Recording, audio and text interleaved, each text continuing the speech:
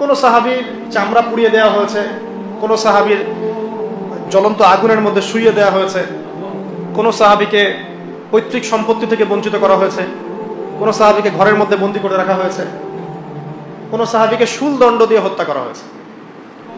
একজন মহিলা সাহাবীকে মহিলাদের যে লজ্জাস্থান এখানে বর্ষা ছিলেন, বর্ষা চোখা বর্ষা, এই বর্ষা নিক্ষেপ করে হত্যা করা হয়েছে। সে সাহাবীর নাম সুমাইয়া রাদিয়াল্লাহু আনহা। সুমাইয়া রাদিয়াল্লাহু আনহা। তাদের স্যাক্রিফাইসের সামনে আমাদের স্যাক্রিফাইসের কোনো দাম আছে? এই নির্যাতন চলতে থাকলো প্রায় ধরেন 6 থেকে 7 বছর। কত বছর? অমানবিক নির্যাতন। এর মধ্যে আরো 3 বছর তাদেরকে সমাজ থেকে বয়কট করে দেওয়া হয়। সমাজের কেউ তাদের সাথে মিশবে না, কথা বলবে না, ব্যবসা করবে না, বিয়ে শাদী করবে না, কিছু করবে না। মনে করেন আপনাদের এই কয়েকজন মানুষকে যদি সমাজ থেকে বয়কট করে দেওয়া হয়, বাড়িঘর থেকে সব উচ্ছেদ করে দেওয়া হয়েছে, তাহলে এখন কি করবেন? কিভাবে চলবেন? খাবেন কি? কোথায় থাকবেন? 3 দিনে আমরা অস্থির হয়ে যাবো। 3 দিনে হবে না? 3 দিন কেন, 3 ঘন্টায় অস্থির হয়ে যাবো। আর তাদেরকে এইভাবে বয়কট করে রাখা হয়েছে 3 বছর। কত বছর? এই 3 বছর তারা ছিলেন শিয়ারে আবু তালেব। আবু তালেব চাচা আবু তালেবের পাহাড় ছিল, ওই পাহাড়ের পাদদেশে তারা থাকতেন। এত ফ্লেক্সিবল ছিল না লাইফটা। তাঁবুর নিচে থাকতেন। ওই সময় তারা ব্যক্তিত্বের পরিচয় দিয়েছেন। কেউ কেউ খাবার দিয়ে যেত, উট চালিয়ে দিত যে উটটা খাবার নিয়ে যাক। হামজা রাদিয়াল্লাহু আনহু বলতেন এরকম অনুদানের খাবারের আমাদের দরকার নেই, খাবার খাই না, আল্লাহ যখন আমাদের ব্যবস্থা করবেন তখন আমরা। এই সময় কোনো কোনো ক্ষেত্রে এমন হয়েছে যে তারা গাছের ছাল পাতাও খেয়েছে। গাছের ছাল আছে না, ছাল পাতাও খেয়েছে।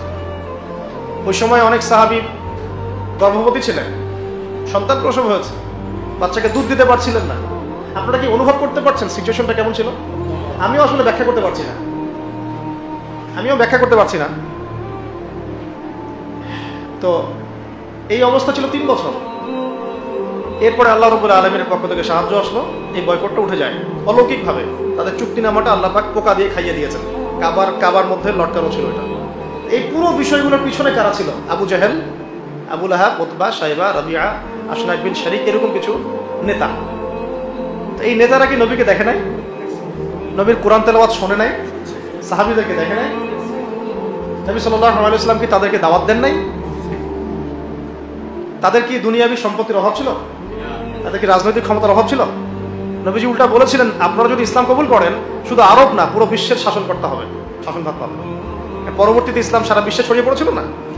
যে ওমর রাদিয়াল্লাহু আনহু প্রথম দিকে এক পর্যায়ে নবী সাল্লাল্লাহু আলাইহি ওয়াসাল্লামের বিরুদ্ধে চলে গিয়েছিলেন, তাই না?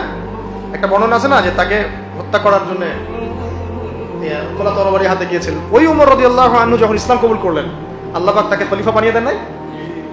এটা নবীজি বুঝাচ্ছিলেন, আপনারা যদি ইসলাম গ্রহণ করেন, আমার চাচারা শুধু আরবের না, আজমের রাজত্ব পাবেন।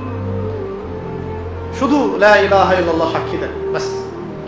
তারা এটা কেন করলো না? কারণ এটা করলেই তাদের দুনিয়াবী স্বার্থ নষ্ট হয়ে যাবে। তাদের এই মূর্তি কেন্দ্রিক ব্যবসা, তাদের পলিটিক্যাল ক্ষমতা, নবীর আনুগত্য করতে হবে। হ্যাঁ, তখন সবাই ধনী গরিব সমান হয়ে যাবে, মানুষে কোনো ভেদাভেদ থাকবে না। ঠিক আছে?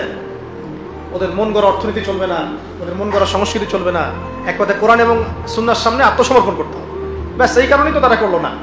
এখনো সারা বিশ্বে যারা করছে না, এইগুলো কারণ না? এছাড়া কোনো কারণ আছে? এগুলোই কারণ।